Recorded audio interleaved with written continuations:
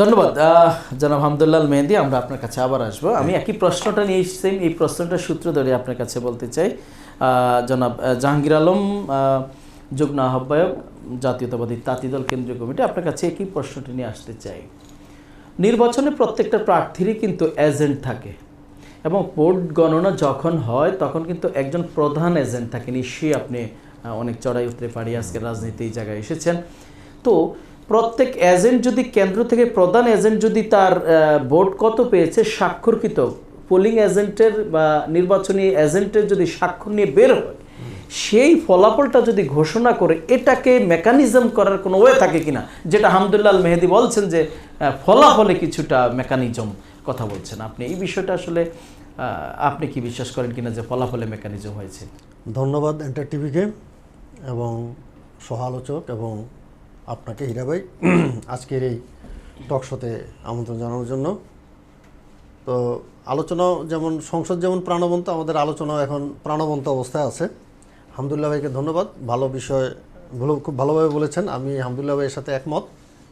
তবে এখানে হীরা ভাই যে প্রশ্নটা করছেন যে বাংলাদেশের যে নির্বাচনী ব্যবস্থা, আমি জাতীয়তাবাদী তাঁতি দলের একজন ক্ষুদ্র কর্মী হিসাবে, বিএনপির একজন ক্ষুদ্র কর্মী হিসাবে আমি কিছু এই নির্বাচনী ব্যবস্থার উপরে আমার কিছু ট্রেনিং হয়েছিল।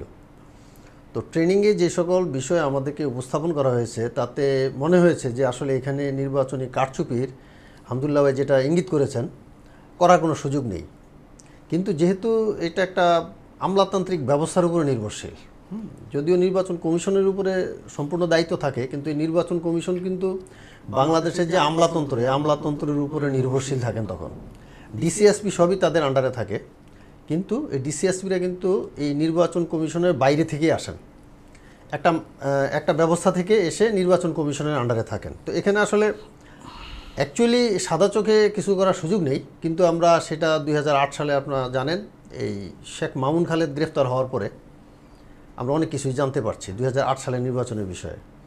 যে এখানে আবু রুশদ একজন সাংবাদিক আছেন, উনি সামরিক কর্মকর্তা সাবেক এবং বর্তমানে উনি একজন সাংবাদিকও। তো ওনার একটা দীর্ঘ সাক্ষাৎকার আমি দেখলাম। তো ওখানে 2008 সালের নির্বাচন নিয়ে উনি বিস্তারিত আলোচনা করেছেন। তো ওখানে দেখা গেছে যে শেখ মামুন খালেদ যখন ডিজিএফের চিফ ছিলেন, তখন চিফ না, খুব সম্ভবত উনি একজন ডিরেক্টর ছিলেন, তার আন্ডারে নির্বাচনটা পরিচালিত হয়েছিল। তো ওই নির্বাচনে মঈনুল আহমেদ বলে দিয়েছিলেন যে বিএনপিকে 30টা আসনে বেশি দেওয়া যাবে না। এটা আবু রুশদুর সাহেবের কথাটাকে আমি এখানে উপস্থাপন করছি, এটা আমার কথা না, এটা আপনারা ইউটিউব সার্চ দিলে পাবেন। তো ওখানে যে গোয়েন্দা সংস্থার যে রিপোর্ট ছিল, ওখানে বিএনপি 160 থেকে 70টা আসন পাওয়ার কথা বলা হয়েছে গোয়েন্দা সংস্থাগুলোতে। কিন্তু সর্বশেষ দেখা গেলো যে আসলে সেই যে মঈনুল আহমেদ এবং যে তৎকালীন যে চক্র ছিল 111-এর চক্র, সেই চক্র কিন্তু বিএনপিকে 30টি আসনে দিয়েছিল। তো এখন আপনার যে প্রশ্নের উত্তরটা আমার মনে হয় আমি ইতিমধ্যে আপনাকে দিয়ে দিয়েছি।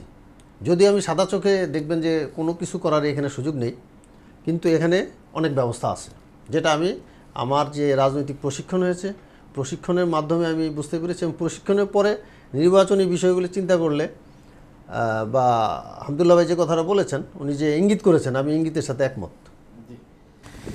ধন্যবাদ আপনার। আমি আরেকটি প্রশ্ন আপনার কাছে করতে চাই, সেটি হচ্ছে জুলাই সনদ বাস্তবায়ন, অর্থাৎ আমরা যে দ্বাদশ জাতীয় সংসদের অধিবেশন চলছে আপনি জানেন সম্প্রতি মাত্র, তো এই সংসদ বসার খুব গুরুত্বপূর্ণ কোনো বিষয় এখনও আলোচনা হয়নি, যেটা হচ্ছে জুলাই সনদ নিয়ে আসলে মোটামুটি একটা বিতর্ক সৃষ্টি হয়েছে, নিশ্চয়ই আপনি জানেন। সেই জুলাই সনদে আপনার কাছে প্রশ্ন, আমরা দেখছি ইতিমধ্যে জুলাই সনদের যে 133টি অধ্যাদেশ কিছু গভর্নমেন্ট বাতিল করছে, কিছু আলোচনার জন্য সামনে আনছে, টেবিলে কমিটি গঠন করছে। আমি যদি মুদ্রা কথায় বলতে চাই, জুলাই সনদ বাস্তবায়ন হলে ক্ষতিটা কোথায় বা কেন এটা নিয়ে টালবাহানা বা আপনি মনে করছেন? না, এখানে আসলে আমি কোনো টালবাহানা দেখছি না। তো এখানে যেহেতু বিএনপি এখন ক্ষমতায় এসেছে, আসলে ক্ষমতায় যখন একটি দল আসে তখন তার দেশি বিদেশি এবং অন্যান্য যে সকল স্টেক হোল্ডাররা থাকে তাদের বিষয়ে চিন্তাভাবনা করি দেশটাকে পরিচালনা করতে হয়। সেই ক্ষেত্রে হয়তো আমি মনে করি যে বিএনপি যে জিনিসগুলো করছে, গত তত্ত্বাবধায়ক বা অন্তর্বর্তীকালীন সরকার যে 133টা অধ্যাদেশ জারি করে গেছে।